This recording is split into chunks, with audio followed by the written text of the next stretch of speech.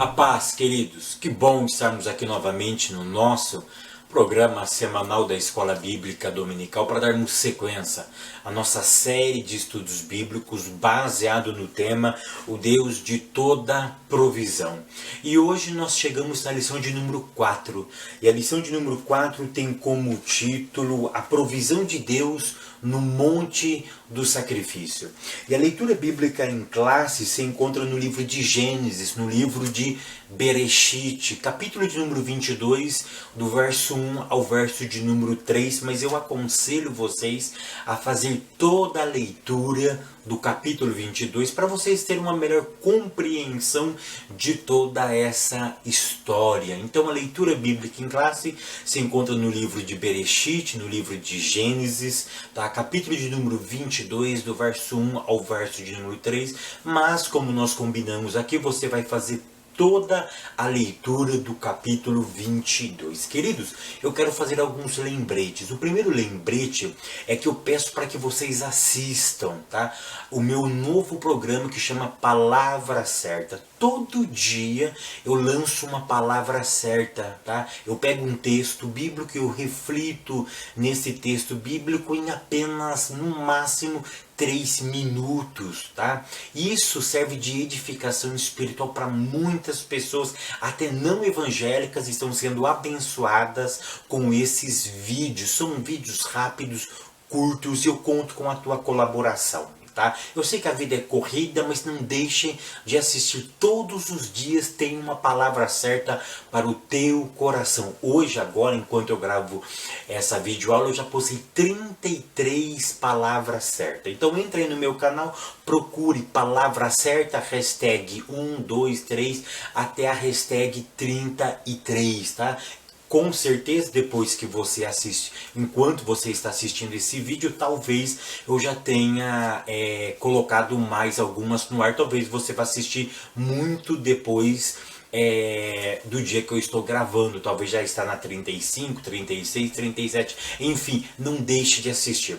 Um outro lembrete, em aulas posteriores, eu prometi para algumas pessoas que eu iria fazer vídeos sobre política. E eu fiz um vídeo sobre a PEC 241, tá? Sobre a PEC 241, que é uma proposta de uma emenda constitucional que o Dr. Temer fez, e eu publiquei no YouTube. Se você tiver curiosidade para ver o meu posicionamento sobre a PEC 241, você assiste aí, tá? Chama Bênção ou Maldição, a PEC 241, porque a partir de agora eu vou postar alguns vídeos sobre política, tá? Sobre política. Então, você que gosta, você que quer saber mais sobre esses assuntos, esteja sempre nos acompanhando. Eu vou dar um conselho para vocês que ainda não se inscreveu no meu canal, se inscreva, porque todos esses vídeos vão direto para a caixa de e-mail de vocês e vocês recebem em primeira mão, tá bom? Então clica aí, assista, compartilhe e seja abençoado. E não posso deixar de divulgar também o nosso curso de introdução ao hebraico bíblico, né? São 2 DVDs, onde cada DVD tem 5 videoaulas, tá? Você pode estar adquirindo esse produto pelo Mercado Livre. Eu estou deixando aqui embaixo na descrição do vídeo o link. É só clicar no link, você vai direto para o Mercado Livre, onde você pode comprar por apenas 12 parcelas de R$12,04. Querido, está realmente imperdível. Não deixe de adquirir. Então hoje nós iremos falar sobre a vida de Abraão. E hoje nós vamos focar Abraão subindo na onde? No Monte Moriá. O capítulo 22, ele é tema de pregações, ele é tema de ensino, ele é tema de discussão teológica, é um tema palpitante. Por quê? Porque ler Abraão subindo ao Monte Moriá, para muitas mentes é algo ilógico, foge da racionalidade humana. Porque a pergunta que não quer calar é essa: como que Deus pede para que Abraão sacrificasse o seu próprio filho? Ou seja, ali está envolvendo sacrifício humano. Então, estudar Abraão no Monte Moriá é estudar, tentar entender um pouquinho a mente divina. É tentar entender a resposta que os seres humanos dão aos pedidos de Deus em relação à sua praticidade da vida. Então, estudar Gênesis capítulo 22, a subida de Abraão ao Monte Moriá, também é estudar, preste atenção, a evolução espiritual nossa.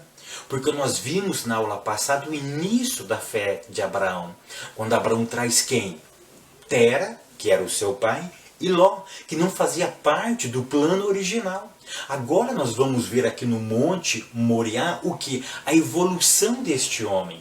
Nós vamos ver aquele homem que tinha falhado, que desce na terra do Egito só porque na sua terra tinha fome, ou seja, ele não acreditava naquele momento na provisão de Deus.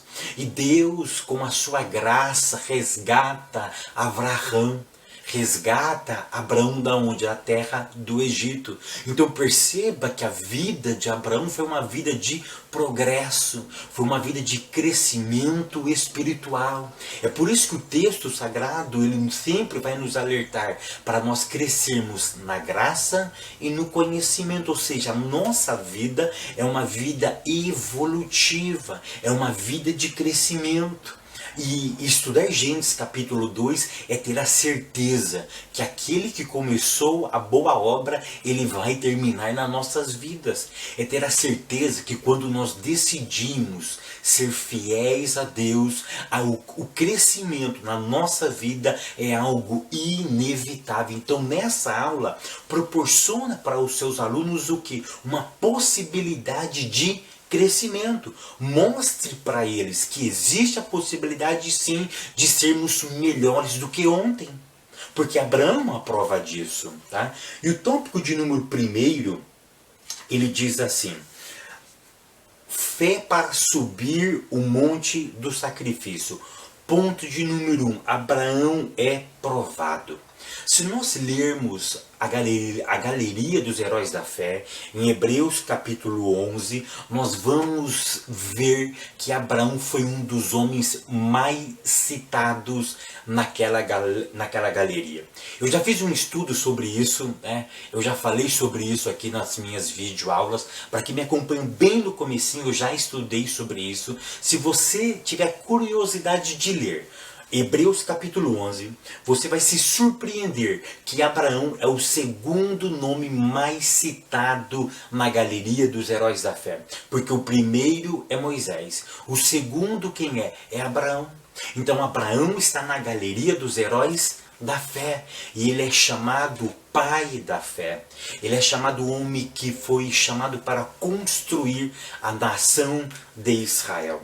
Mas é bem interessante que Abraão, então, ele é provado. Se nós lermos Gênesis capítulo 22, o verso 1 diz assim, ó: e aconteceu depois dessas coisas que tentou Deus a Abraão. A pergunta que eu quero fazer para vocês é: Deus pode tentar alguém? Eu já expliquei isso em aulas anteriores. Observe que o texto aqui diz assim, ó, que tentou Deus a Abraão. Tá? Se nós formos procurar a palavra tentar, a palavra tentar tem as suas derivações, daí vem a palavra tentação. Então nós queremos chegar na onde com isso? Então o que eu quero chegar é o seguinte: Deus pode nos tentar? Existe diferença entre provar e ser tentado? A palavra hebraica para tentar aqui é a palavra nissá, tá? Que deriva da palavra nassá. A palavra nassá significa ser provado. Se colocar alguém à prova para descobrir se esse alguém tem alguma coisa ou não. Então observa que a palavra tentar, dentro do conceito que nós conhecemos de um termo pejorativo, porque a palavra tentar tem a ideia do que? De eu coloco você à prova para descobrir o seu erro, para ver se você erra em algum ponto daquilo que você está praticando. Então a palavra tentar nesse texto aqui, ela deveria ser substituída pela palavra provar, porque o verbo em hebraico é nassá ou nissá. Nissá significa provar, extrair alguma coisa dessa pessoa. Então Deus queria extrair da vida de Abraão alguma coisa que estava dentro do seu interior. Tá? Por quê? Porque nós vamos aprender dentro do Novo Testamento que tentar é uma obra exclusiva de quem? Do inimigo das nossas almas. Deus não nos tenta, Deus ele nos prova. Tá? Provar significa, provar tem a característica de construir.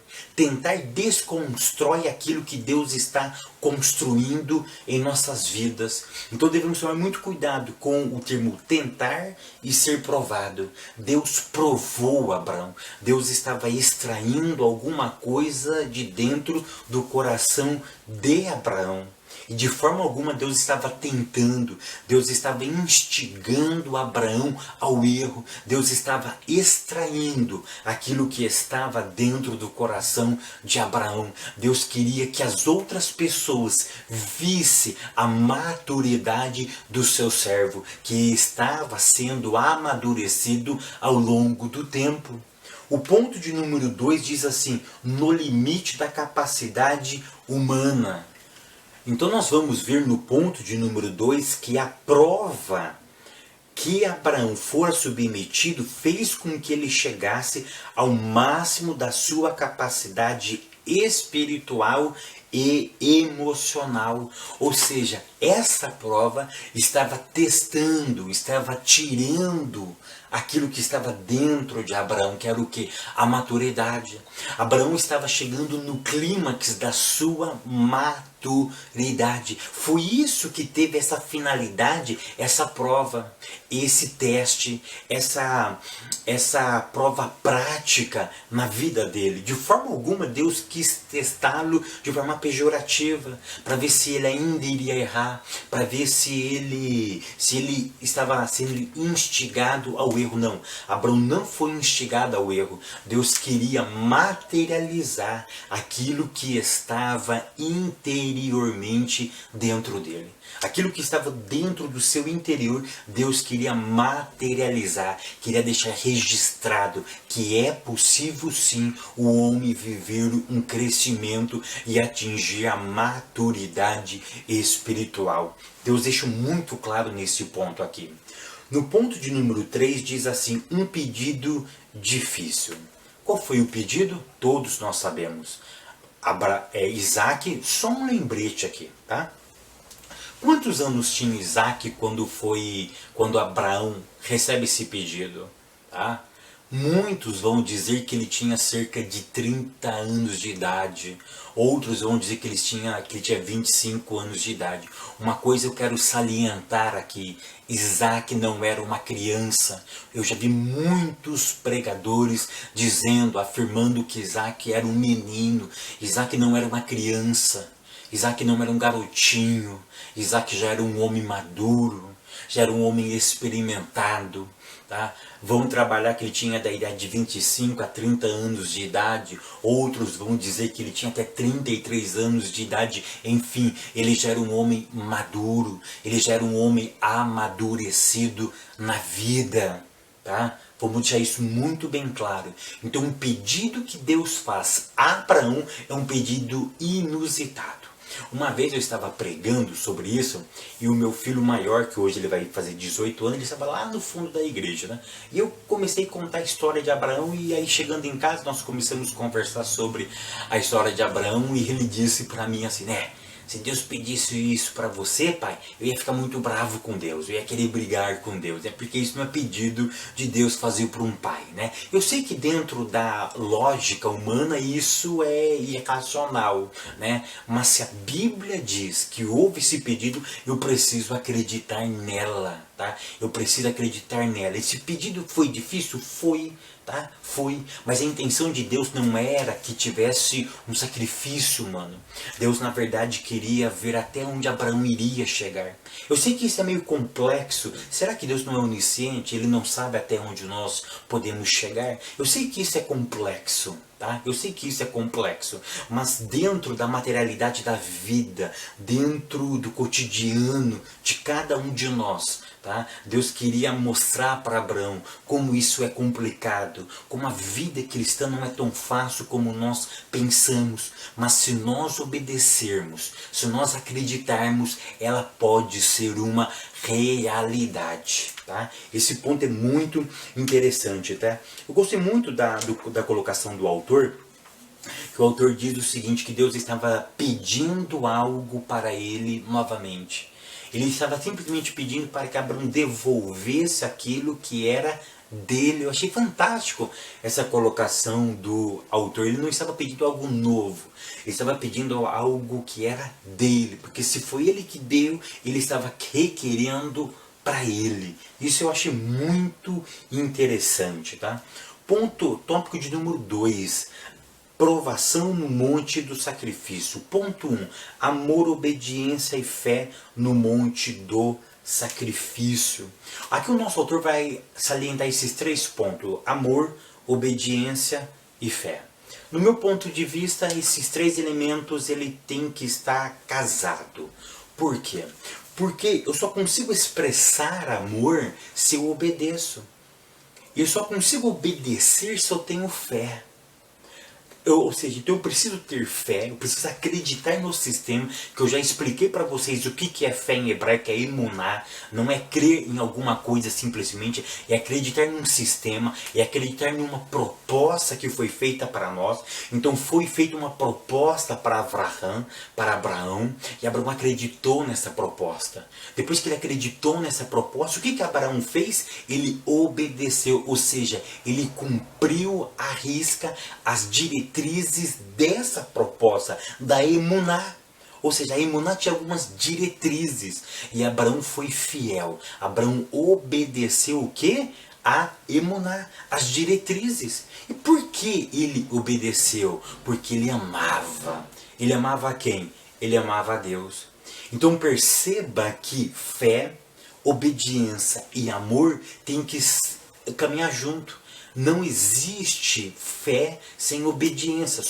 Eu somente vou acreditar. Não funciona. Eu preciso ter fé. Eu preciso acreditar no sistema. Mas eu preciso fazer isso acontecer. Eu preciso materializar, obedecendo. Eu não posso fazer as coisas com rancor, com ódio. Eu preciso fazer baseado no amor. Tá? Eu já fiz um pacto aqui uma vez que eu não vou mais ficar filosofando acerca do amor. Nós precisamos praticar o amor. Já existem tantas poesias, tantas coisas escritas sobre o amor, nós precisamos materializar. Nós precisamos praticar o amor. E foi o que Abraão fez. Abraão ele não poetiza o amor, mas Abraão simplesmente ele faz esse amor ser materializado, indo até o monte Moriá para entregar aquilo que Deus tinha pedido para ele. Olha que coisa linda. Quando nós amamos a Deus intensamente, nós entregamos o nosso tudo, tá? O nosso tudo. Eu não gosto dessa expressão, eu vou entregar o meu melhor para Deus. Eu não gosto muito dessa expressão. Ou seja, preste atenção, eu não sei cantar. Mas se eu for cantar, eu vou cantar totalmente desentoado. Eu não entendo de música. Mas o que eu acho muito interessante é que eu vou dar o meu tudo. Não é dar o meu melhor, mas eu vou dar o meu tudo. Porque o tudo ele vai muito mais do que o melhor. Tá? O tudo ele transcende, ou seja, eu vou dar sem reserva. Eu vou dar sem reserva. Então eu acho que isso que mexia a vida de Abraão não era dar o melhor, mas é dar tudo aquilo que ele tinha. E naquele momento ele estava entregando o seu único filho, aquele que foi gerado das entranhas de Sara, sua esposa. Ele estava devolvendo então para Deus. Ponto 2, o clímax da prova. Tá? Abraão viaja quantos dias até o Monte Moriá? 3 dias. Quantos quilômetros tinha? Aproximadamente 80 quilômetros. Era cerca de 80 quilômetros a viagem, onde Abraão estava até o Monte Moriá. Vocês sabem o que significa a palavra Moriá? Tá? Se vocês fizerem o curso, vocês vão aprender, mas eu vou dar essa canja aqui para vocês. Moriá é um acróstico. Tá? Porque olha só, olha que interessante, eu vou colocar isso no meu blog, explicadinho, vou colocar em hebraico para que vocês possam entender, beleza? Mas olha que interessante, a palavra Moriá. Nós temos o N, então a palavra Moriá é um acróstico. Então preste atenção, ó, o M em hebraico é Makom, tá? O R, ó, Makom, o R, Re, do verbo ver. E o Ia é o do Iá, ou seja, Makom, Re, Iá. Esse Iá significa Deus. Então, Makom, Re, Iá significa lugar aonde Deus é revelado, lugar aonde Deus é visto. Ou seja, então Deus chama Abraão para o Moriá, para o Makom Re-Iá. Por quê? Porque lá no Makom Re-Iá, Deus queria o quê? Deus queria mostrar para ele uma grande revelação com uma providência. É isso que significa a palavra Makom. É isso que significa a palavra Moriá. Então Moriá é uma junção de três palavras. Makom, Re e Iá. Makom em hebraico é lugar. Re é o verbo ver. Iá é a contração do nome Adonai, do YHWH. Então Moriá significa Makom, Re e Iá, lugar aonde Deus é visto. E Abraão chega então no Monte Moriá. E é tão interessante que lá no Monte Moriá ele iria presenciar, ele iria receber uma grande revelação de mais uma manifestação do nosso Deus. E daqui um pouco nós vamos ver o que significa a expressão Adonai Jireh. Daqui um pouco eu vou explicar isso aí para vocês. Mas entendeu o que significa Moriá? É o lugar onde Deus aparece. Leva isso para a classe de vocês. Talvez nessa aula vai ser o Moriá de vocês. Talvez no culto à noite vai ser o Moriá de vocês. Talvez lá na empresa de vocês vai ser o Moriá de Deus. Aonde vocês vão ver a providência de Deus. Isso é muito interessante, queridos. Isso é muito interessante. E eu acho tão interessante que quando ele sobe no Monte Moriá, no meu livro, eu explico muito bem detalhado esse ponto. Eu acho tão interessante que quando eu prego sobre o Makom Re-Iá, eu sempre forneço a seguinte informação. Quem é que deita? Eu acho tão lindo isso que Abraão sobe com Isaac. E eu não vejo Isaac murmurando. Eu não vejo Isaac fazendo birra de criança. Não, eu não quero ir, eu não quero ir. Já imaginou se fosse uma criancinha? Né? Mas Isaac já era um homem maduro, mas eu não vejo Isaac respondendo. Eu não vejo Isaac malcriando seu pai, maldizendo ele. Né? É muito interessante que o Flávio Joséfo ele dá uma linda explicação sobre a intimidade que Abraão tinha com Deus, e essa intimidade ele revela para o seu filho. E o filho de Abraão, Isaac, ele absorveu totalmente essa intimidade que o seu pai tinha. Isso foi tão forte que o Flávio Joséfo diz que enquanto eles subiam, Abraão estava explicando, relembrando para ele, se fosse possível, nós deveríamos morrer, mas morrer para Deus. Porque Flávio Joséfo diz o seguinte, que Abraão ensinava para o seu filho que todos nós vamos morrer, mas melhor seria morrer fazendo alguma coisa para Deus. Então Abraão já estava trabalhando na mente de Isaac, que aquela devoção que eles tinham lá na sua casa, no seu povoado, eles iam demonstrar naquele monte. E se fosse preciso entregar a própria vida a Deus, que isso poderia acontecer naquele dia. Então é muito envolvente essa história do Flávio Joséfo. E a Bíblia não relata nenhum questionamento de Isaac. Dai-nos a entender no texto sagrado, quando nós lemos, que o próprio Isaac deita.